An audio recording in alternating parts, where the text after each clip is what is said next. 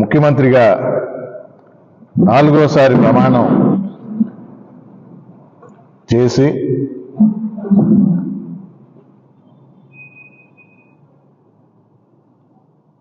రాజ్యాంగం ప్రకారం నడుచుకుంటానని వాగ్దానం చేసి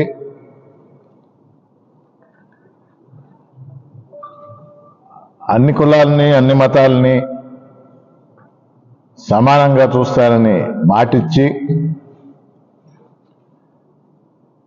4వసారి ముఖ్యమంత్రి అయిన చంద్రబాబు నాయుడు గారు వచ్చిన మొదటి నెలలోనే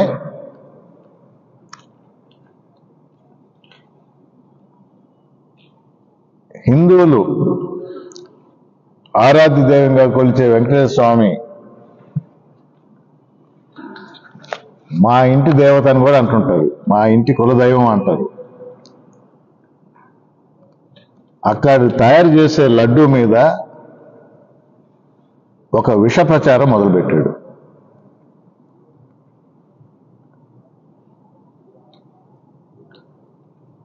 కల్తీ జరిగింది, నెయ్యిలో కల్తీ జరిగింది అని కాదు,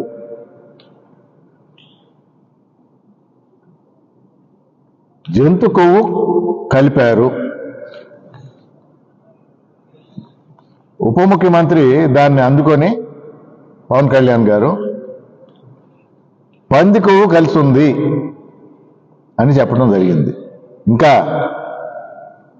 డ్రెస్ వేసుకొని గుడి మెట్లు కూడా గడిగారు ప్రక్షాళనాన్ని. ఇప్పుడు చాలాసార్లు విన్నారు, చాలామంది మాట్లాడారు.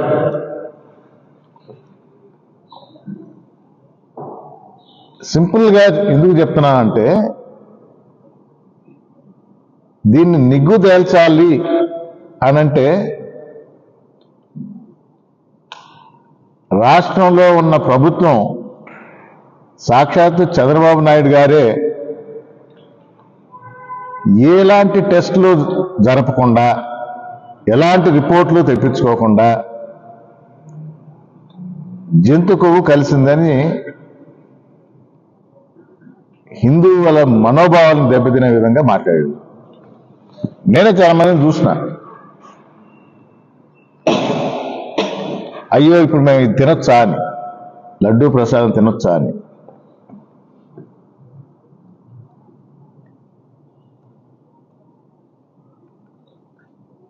చైర్మన్గా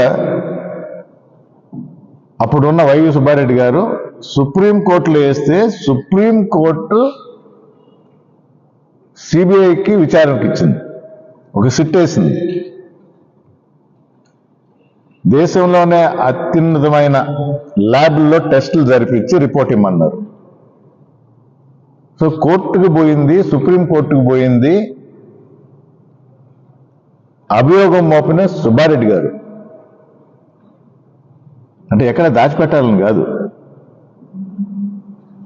ఒక అభియోగం మోపాడు ఈ రాష్ట్ర ముఖ్యమంత్రి, 4 సార్లు అయిన ముఖ్యమంత్రి.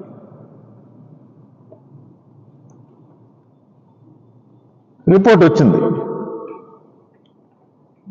సుప్రీంకోర్టు ఆదేశించింది కాబట్టి సుప్రీంకోర్టుకి సబ్మిట్ చేశారు. రిపోర్ట్లో ఏముంది? జంతు కొవ్వు లేదు. చంద్రబాబు నాయుడు గారి అభియోగం ఏంటి? జంతు కొవ్వు కలిసి ఉంది.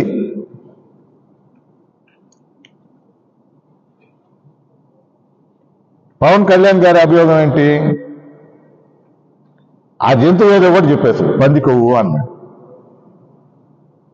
రిపోర్ట్ ఏమని వచ్చింది? ఎలాంటి జంతు కొవ్వు దీనిలో కలవలేదు. అంటే వాళ్ళకి ఇచ్చిన శాంపుల్లో ఒక శాంపుల్, అదెవరు ఇచ్చారు ఆ శాంపుల్ని? ఈ ప్రభుత్వం.